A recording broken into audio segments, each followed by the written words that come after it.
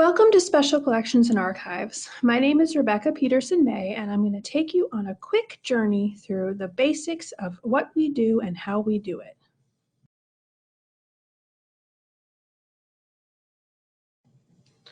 So who are we?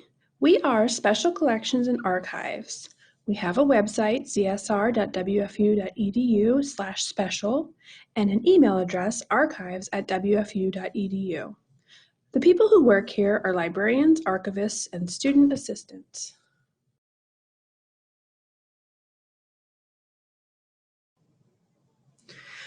Now, I'm going to go through a lot of information today, but I want you to walk away with two things to remember.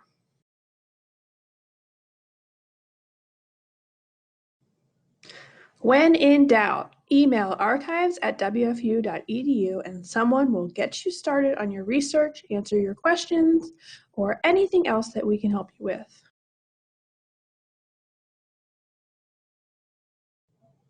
Also, starting at our website, csr.wfu.edu/special, is always a good idea. We provide a lot of resources and have designed this website to be as helpful as possible to start your research.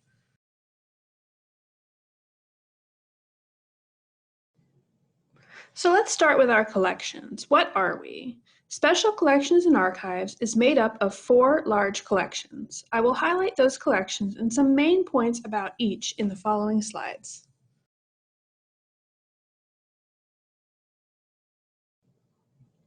The first large collection that makes up the umbrella term of Special Collections and Archives is the Rare Books collection. There are more than 60,000 items, including Renaissance manuscripts, printed books, illustrations, maps, newspapers, magazines, and other formats. These items range in dates from the mid-13th century to the present day. Areas of specialization include the history of printing in Europe, book arts and illustration, English, Irish, and American literature, women authors of the long 18th century, 18th to 19th century United States history, and African American poetry.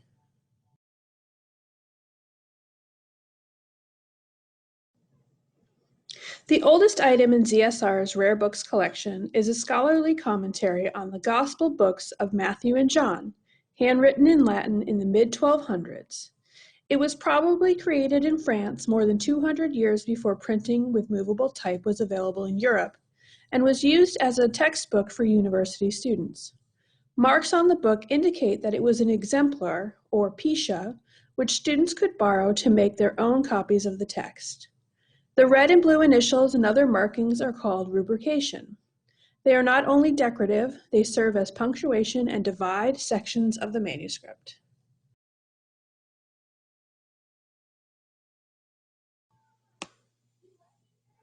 One of the most famous books in DSR's Rare Books collection is the Nuremberg Chronicle, printed by Anton Koberger in Nuremberg, Germany in 1493. Less than 50 years earlier in nearby Mainz, Johannes Gutenberg had developed the first successful method for printing with movable type in Europe. This new technology soon spread throughout the German states. In the 1490s, Koberger's printing establishment was one of the largest in the world. The text is a history of the world from a Christian European perspective. Such universal histories were very common during the Renaissance.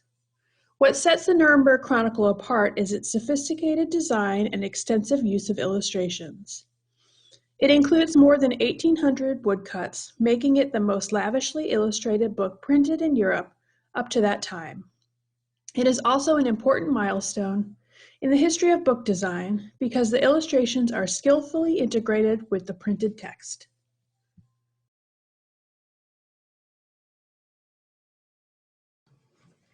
In the early 1700s, the English artist and naturalist Mark Catesby traveled extensively in what is now the southeastern United States, Jamaica, and the Bahamas.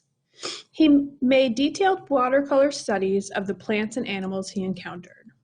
Returning to England, he published his work in 2 large volumes with 220 engraved illustrations, all of which were hand-colored under Catesby's supervision. Catesby's natural history was one of the most important achievements in 18th century natural science. The copy in ZSR's Special Collections is from the second edition, published in 1771.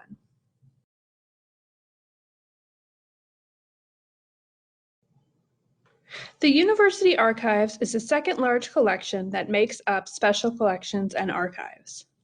All of the materials being produced by the university can be part of the University Archives.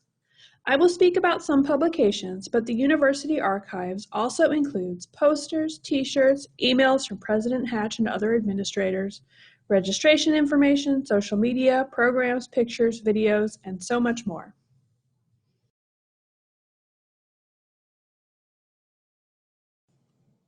University publications make up a large portion of the University Archives holding. Here is pictured the first 2 pages of the 1903 Howler Yearbook. The students at Wake Forest College started the yearbook in 1903 and named it the Howler. The Howler was the name of a tree on campus near the well where the students gathered their water. On that tree, the students would post notices, like a corkboard. When the literary societies, the Philomathesians and Uselians, started the yearbook, they named it after the tree. Another fun fact, the mascot before the Demon Deacon was the tigers. You can see the tiger stripes reflected in the girl's outfit, which are also the origins of the school colors of old gold and black. The Howler Yearbook is still being published today. Special Collections and Archives has digitized many university publications, including the Howler Yearbook and the Old Gold and Black newspaper. You can access all of our digital collections at our homepage, zsr.wfu.edu/special.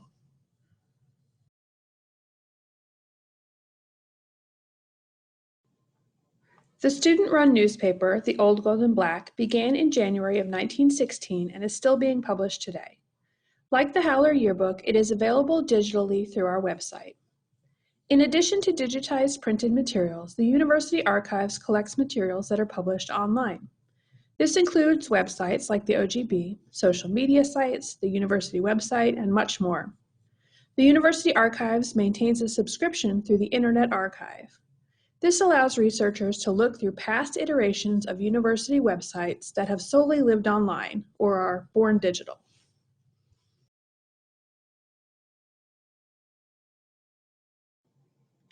The third large collection under the umbrella term Special Collections and Archives is the North Carolina Baptist Historical Collection.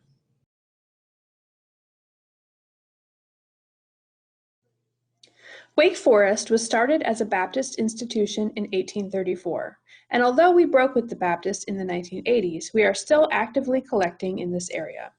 If you are a researcher focused on North Carolina Baptist materials, your destination is going to be these Special Collections and Archives.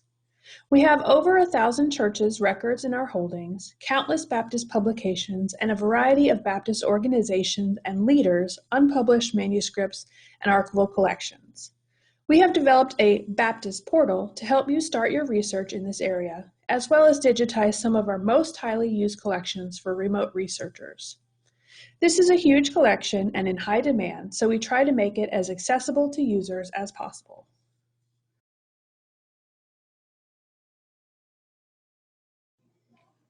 Finally, the fourth large collection that makes up Special Collections and Archives are personal collections and manuscripts.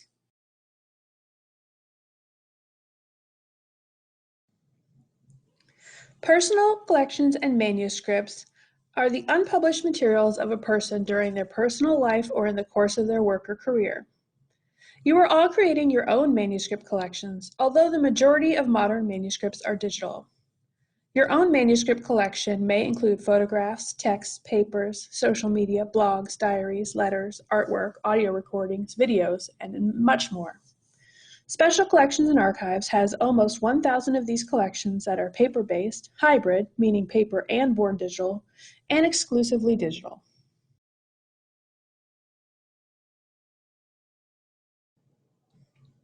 One of our many manuscript collections is the Maya Angelou Film and Theater Collection. A quick explanation of the back end of how an archival or manuscript collection becomes accessible to the users, please let me explain. The Archives receives these unpublished materials through donation, transfer, or purchase and is ingested into our holdings. From there, an archivist or archivist student assistants, in our case, arrange and describe the collections into series. We house the materials in acid-free folders and boxes and label them. We then create a finding aid. A finding aid is a published guide for users to look at, ideally online, to see who the person or organization is or was, what years the collection spans, what types of materials are included in the collection, and restrictions to the collection. It also includes what is in what box and folder, and more helpful information for the user to access before actually looking through the boxes. In the specific case of the Maya Angelou collection, the collection is housed in over 70 boxes. By looking through the finding aid, researchers are able to pinpoint what they want to see and how to prioritize their time, rather than just requesting to look at the whole collection. That way, when a researcher schedules an appointment to look through boxes, we can have the specific box numbers that correspond with their research, rather than pulling out 70+ boxes to sift through.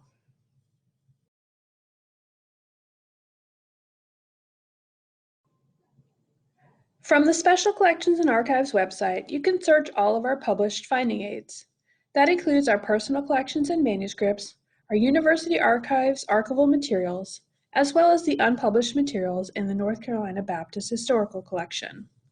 If you search these finding aids and find a collection or collections that are relevant to your research, that is when you request a visit to look through the boxes in our research room.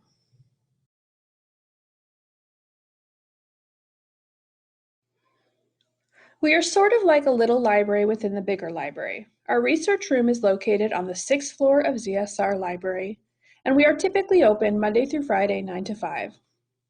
We also house our materials behind locked doors across the 6th floor.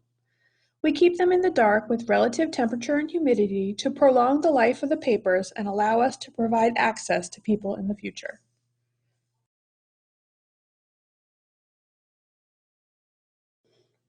Why is something in Special Collections and Archives? Many times it's rare or unique, old or fragile, part of the university history, part of the North Carolina Baptist history, or part of a larger collection.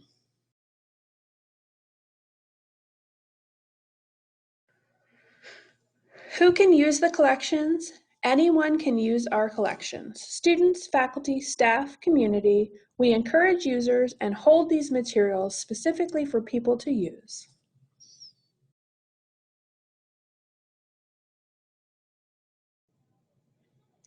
Starting with our website is the best way to use materials in Special Collections and Archives. We have finding aid, books in the catalog, and digitized collections you can browse and use from the comfort of your own homes. If you do plan a visit to Special Collections and Archives, there are a few things you should consider. Number 1, make an appointment. Let us know you're coming so we can have your materials ready for your visit and can help you with your research. Number 2, don't bring food or drink. Because our materials are rare, unique, valuable, or fragile, we do not allow food or drink in our research room. And thirdly, the materials in Special Collections and Archives are non-circulating. This means you can't check them out, pull them off the shelves yourself, or bring them home with you. All of these protections are to prolong the life of the books and papers, not to limit your access. We want you to use them, but we also want people 100 years from now to be able to use them as well.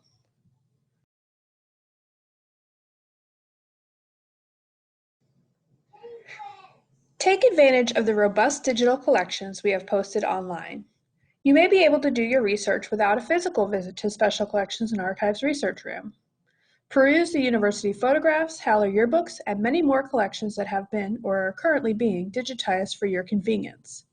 Visit zsr.wfu.edu/special/collections/digital to get started.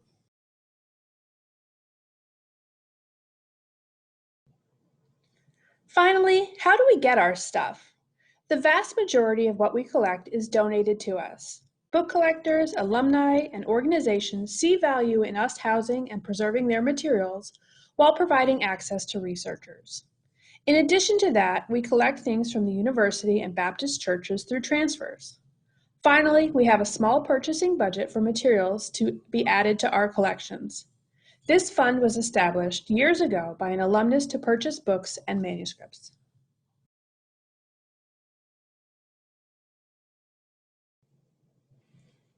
I hope this brief video has shed some light on special collections and archives at ZSR Library at Wake Forest University. Please feel free to peruse our website or email us at archives@wfu.edu with questions, to request an appointment, or just to get started on your research.